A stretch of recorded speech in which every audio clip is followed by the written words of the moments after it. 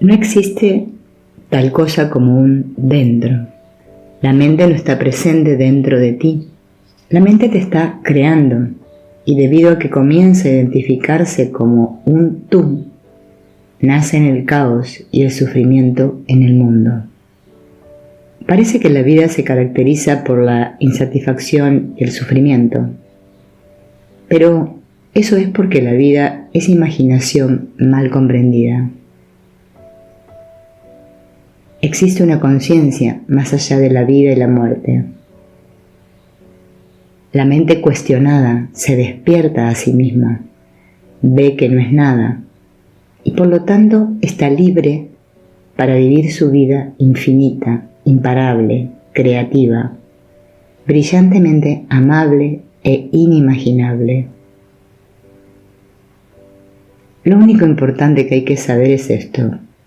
Si un pensamiento duele, cuestiónalo. Si no hay sufrimiento, no hay causa. Si no hay causa, no hay efecto. En la ausencia del sufrimiento, la felicidad es todo lo que queda. Cuando estás siendo generoso y dando algo de todo corazón, simplemente no estás siendo consciente de la generosidad. No estás consciente de ti. De hecho, te reirías si alguien dijera que eres generoso. Parecería ridículo. Cuando una madre alimenta con su pecho a su bebé, piensa ella, ¡qué generosa soy! Eso sería lo más alejado de su mente. Dar a su bebé es darse a sí misma. Las imágenes surgen en nuestra mente o no. No preguntan por qué surgen o no. Lo que la gente llama recuerdos son imágenes con palabras silenciosas que las acompañan. Las vemos y una vez que han sido vistas, se van. Solo veo lo que puede ser visto. La mente identificada está siempre recordando o anticipando lo que no está sucediendo en realidad. Es maravilloso comprender que todo el mundo siempre está bien. Siempre están en estado de gracia, se den cuenta o no. La empatía, según el diccionario, es la habilidad de comprender los sentimientos de otra persona. Cuando las personas están sufriendo, ellas son yo, atrapadas en un pasado doloroso o anticipando un futuro peligroso, de la misma manera que un niño tiene una pesadilla. Desde la perspectiva del soñador, él no está en el sueño. Algunas personas creen que la empatía es sentir el dolor de otra persona, pero no es posible sentir el dolor de otra persona.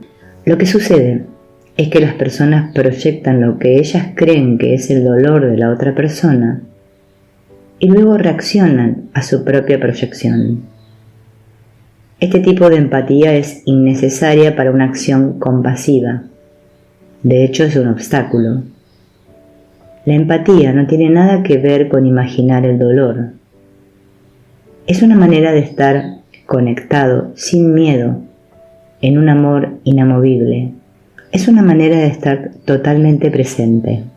Es importante escuchar los espejismos de las personas, su tristeza o su desesperación, y estar totalmente disponible, sin miedo, sin tristeza, viviendo en la gracia de la realidad. Y a la larga, siendo el amor como es, si sus mentes están abiertas a la indagación, sus problemas comenzarán a desaparecer. En la presencia de alguien que no ve ningún problema, el problema desaparece, lo que nos muestra que, para empezar, nunca hubo un problema. Algunas personas creen que el Buda descubrió algo extraordinario acerca de la mente, y por esta razón él debería tener un cuerpo extraordinario, marcado por características milagrosas, tales como tener la piel dorada. Este tipo de veneración, aunque proviene de una intención genuina, es limitante, crea separación. Si crees que alguien tiene que tener un chichón en la cabeza o la piel dorada para ser Buda, ¿cómo puedes ver que cualquier persona que haya despertado a la realidad es un Buda? No importa qué aspecto tenga, y que cualquier persona que no haya despertado a la realidad también es un Buda. Creer que el Buda es un cuerpo, o tan siquiera que tiene un cuerpo, complica las cosas. Te mantiene limitado. La verdad es que el Buda no tiene cuerpo. Bueno, nadie lo tiene. Este cuerpo es totalmente imaginado. Tú estás sentada en el sofá, con los ojos cerrados, y ves imágenes del cuerpo. Sientes sensaciones relacionadas con él, y todo sucede dentro de tu percepción. No hay nada externo a ella. Ahora, abre los ojos, mírate las manos y los pies. Estas llamadas partes de ti, de este llamado cuerpo, siguen siendo imágenes y sensaciones dentro de tu percepción.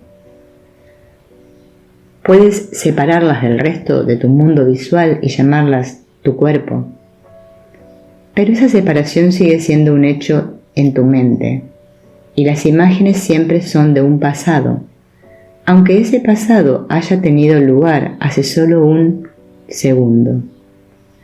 Son parte de la película de la realidad, no son la realidad en sí misma.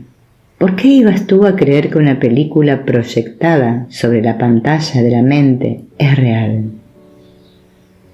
Cada vez que tratas de enfocar lo que es real en este cuerpo, ya se ha ido, y el yo que enfoca también se ha ido. No hay nada sólido.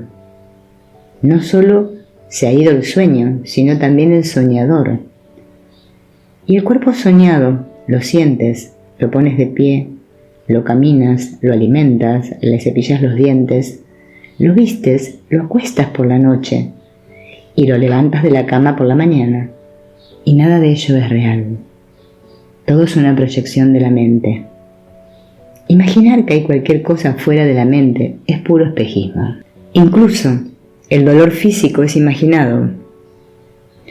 Cuando estás dormido, ¿te duele el cuerpo? Cuando tienes dolor y el teléfono suena, y es la llamada que has estado anhelando, y fijas tu atención en la conversación, no hay dolor. Si cambias tu manera de pensar, cambia el dolor.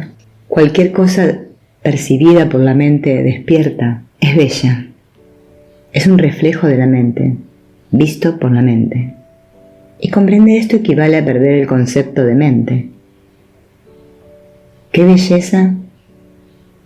¿No quisiera contemplarse a sí misma en el espejo? Si no amas lo que ves en el espejo, tu visión debe estar distorsionada. Esto incluye el sufrimiento, la pobreza, la locura, la crueldad, la rabia, la desesperación, cualquier experiencia humana. Todas las cosas existen, si es que existen, dentro de la mente que lo ve todo como algo hermoso.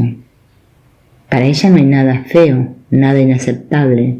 Si consideras inaceptable algo en el mundo, puedes estar seguro de que tu mente está confusa. Si crees que cualquier cosa está fuera de tu propia mente, eso es confusión. Y a la larga, ni dentro ni fuera, es real. Uno es alegría. A medida que entiendas tu propia mente, comenzarás a conocer a alguien que es sabio, más allá de tus expectativas. Alguien dentro del espacio que ocupas tiene que ser el Buda. Alguien tiene que lavar los platos o no lavar los platos. Observa cómo vive ese Buda. No puedes equivocarte, aunque tu mente puede imaginar que eso sea posible. ¿Quién serías sin tu historia? ¿Quién serías sin compararte a la imagen que tienes de un ser iluminado? La mayoría de los Budas viven en secreto. Es raro oír noticias de ellos. Cuando usas tus conceptos de Buda para empequeñecerte con la comparación, estás creando estrés. Sin conceptos es fácil estar iluminado. Puedes encontrar la perfecta iluminación simplemente lavando los platos. es lo más espiritual que hay. Alguien puede pasarse 3 años meditando en una cueva y tu práctica simplemente de lavar los platos todos los días es equivalente a eso. ¿Puedes amar el equilibrio, la armonía, de barrer el suelo? Esa armonía es el éxito máximo, ya seas un pordiosero o un rey. Lo puedes alcanzar desde donde te encuentras. No hay ninguna trompeta que lo anuncie, solo hay paz. La paz vive en lo común y corriente. Así de cerca está.